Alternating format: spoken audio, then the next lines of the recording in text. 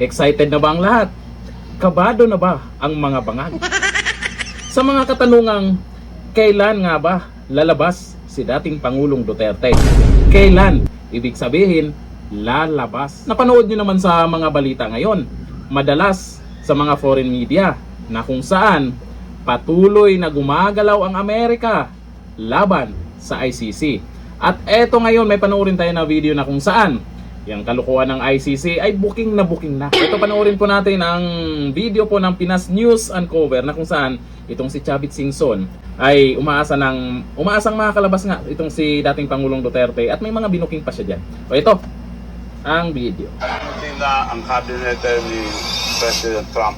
Mali ang ginawa ni Bongbong Marcos kay President Rodrigo Duterte. So inaasahan po natin na sa lalong madaling panahon, mayuwi din natin si ex-President Rodrigo Duterte na kinakatakutan ni Bongbong Marcos. Pinatikos ng dating Ilocos Sur Governor Luis Chavit Singson si Pangulong Ferdinand Marcos Jr.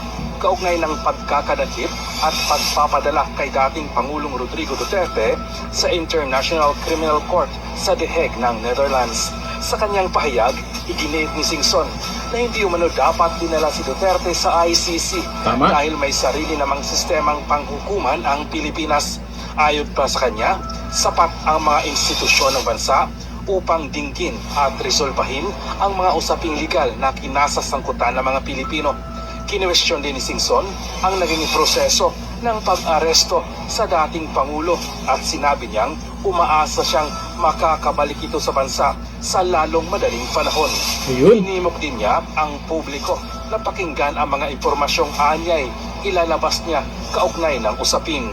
Kasama sa kanyang pahayag ang nabanggit sa mga dokumento at komento mula sa isang opisyal ng Estados Unidos na tumuliksa sa ICC. Ayun, oh. Ayon sa naturang opisyal, hindi dapat magkaroon ng kapangyarihan ng korte laban sa mga mamamayan ng mga bansang hindi kasapi nito at maaari itong magkaroon ng implikasyon sa mga opisyal at sundalo ng iba't ibang bansa.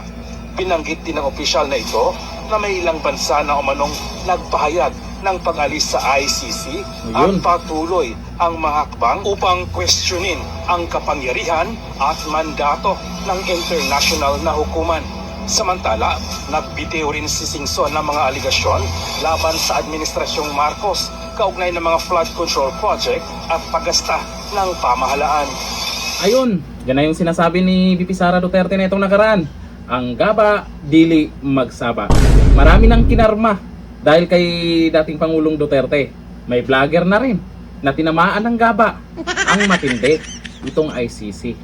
Tuloy-tuloy yung malas nila. Simula nung nandyan si PRRD, pakawalan nyo na yan habang maaga pa. Hihintayin nyo pa kung kailan kayo'y magsasara. Hanggang dito lang, thank you. Bye-bye.